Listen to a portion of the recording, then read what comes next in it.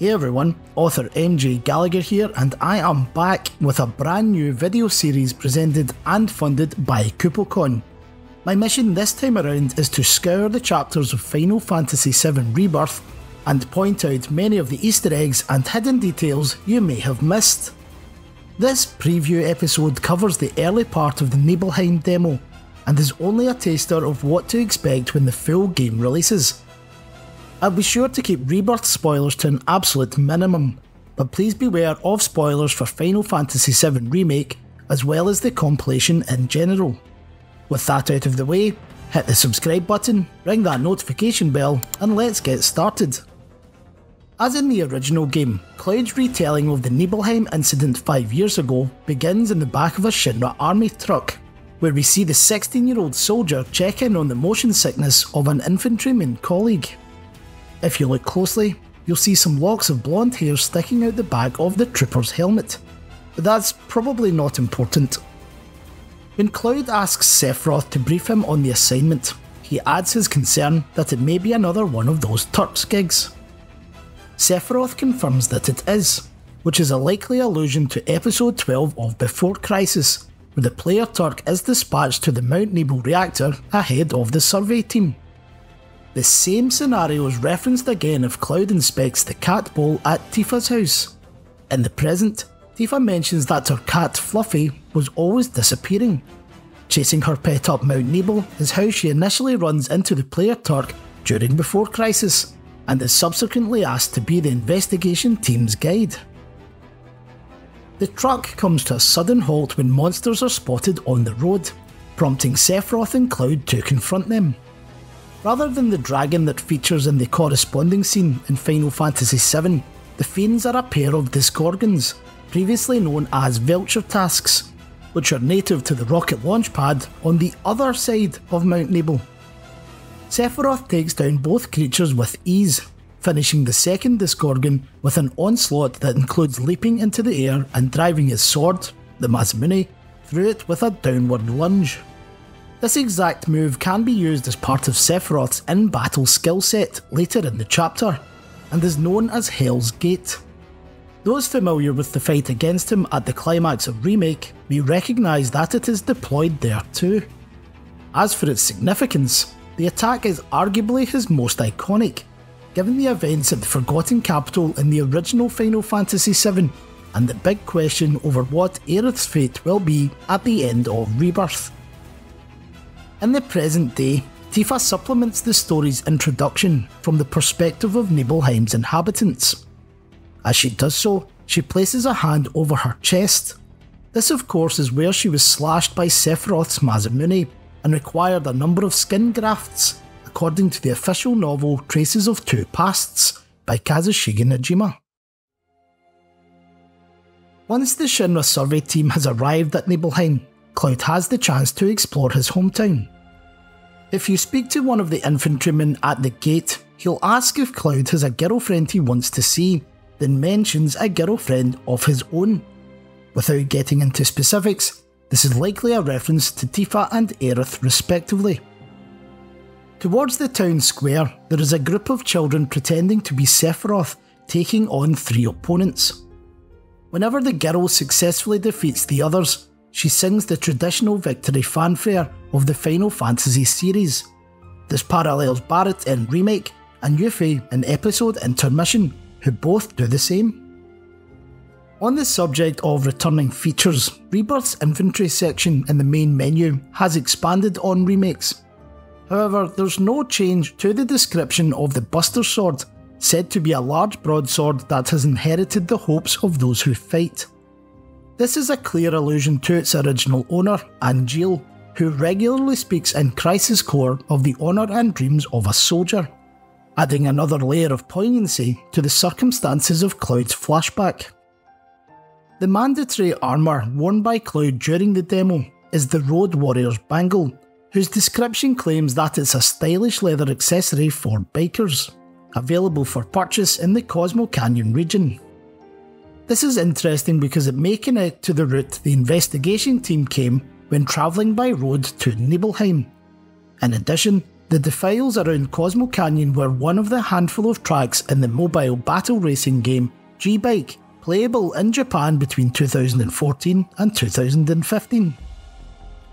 On a separate note, the backdrop of the menu screens appears to be from the Temple of the Ancients.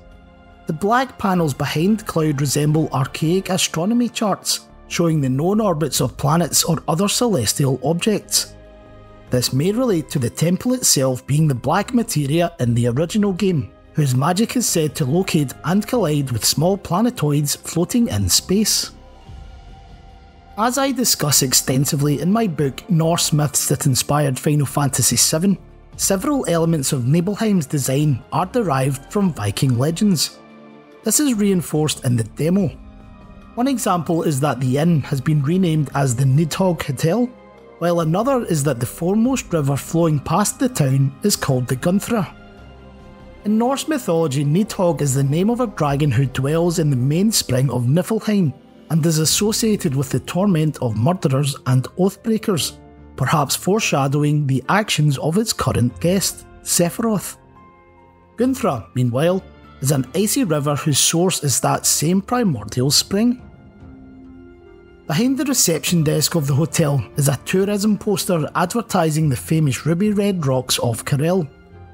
A closer inspection shows the rocks create the illusion of the ruby weapon, an optional super boss from the original Final Fantasy VII that is fought in the Karel desert.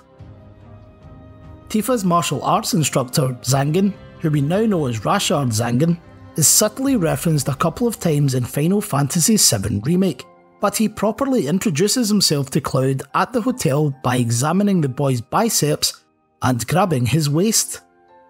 Clasping Tifa's upper arms without permission is exactly what Zangen does when he first meets her too, causing her to suspect him of being a trafficker, as revealed in Traces of Two Pasts.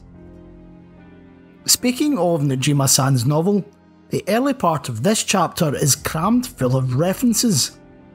We get to see the sparring equipment Tifa uses when she's training with her father, Mayor Xander and the town hall, including the terminal operated by designated council members to communicate with the Shinra Company, the Nibelheim Watch, set up after the sudden increase in monster sightings, and even the makeshift kitchen in the town square, where local women are preparing meals for those on patrol shifts. It's worth highlighting that cured ham sandwiches are explicitly mentioned by Tifa in the book, eaten by her and her friends on playdates when they were kids.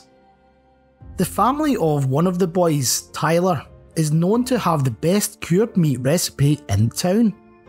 This is why both Mrs. Tyler and playdates, which Cloud never went on incidentally, are referenced when he munches on the pork sandwiches.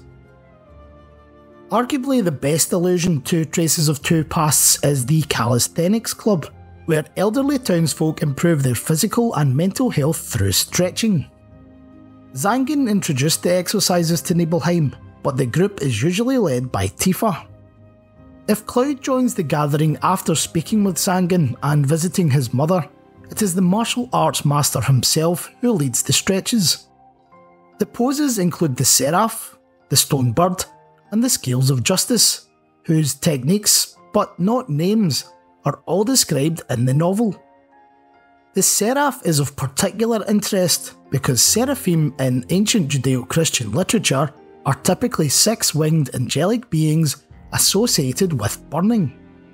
Given that Sephiroth's final form in the original Final Fantasy VII was seraph-like, this could also foreshadow him setting Nibelheim ablaze.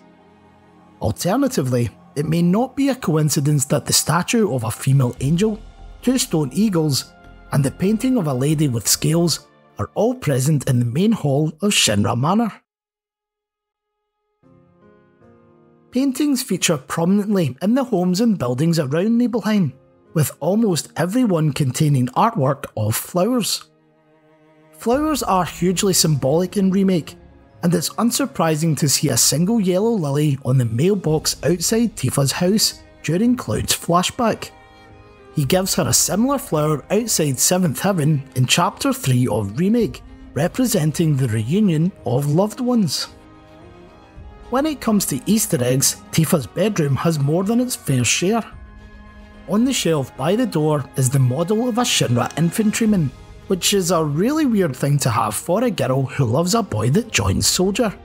There's definitely nothing important about that either. The only easily identifiable location in the postcards on the wall is the Chocobo Ranch, which may relate to Tifa describing her own outfit in Traces of Two Pasts as something a stable hand would wear. The boots by the desk also match those in Tifa's apartment at Stargazer Heights during Remake. Cloud gets a telling off by Tifa and Aerith in the present for trying to open her wardrobe, which is a callback to being able to take the girl's orthopedic underwear in the old game. And the poster above the piano includes some dolphins and the silhouette of Zell from Final Fantasy VIII. The relevance here is that both Tifa and Zell are the monk-type fighter in their respective games. Furthermore, Zell's Dolphin Blow Limit Break in Final Fantasy VIII pays homage to Tifa's Limit Break by the same name, and both include dolphins as part of the attack. Well folks, that's all for now. I hope you've enjoyed this preview of my Easter eggs breakdown series of Final Fantasy VII Rebirth. I invite you to check out all future episodes on KupoCon's channel, as well as my own books, Norse myths that inspired Final Fantasy VII, and Greek myths that inspired Final Fantasy VII, both of which are available on Amazon. I'd also like to thank all of KupoCon's Patreon subscribers for your continued support. Without your generosity, productions such as this would not be possible. But for now, take care. I'm MJ Gallagher, and I'll speak to you again soon.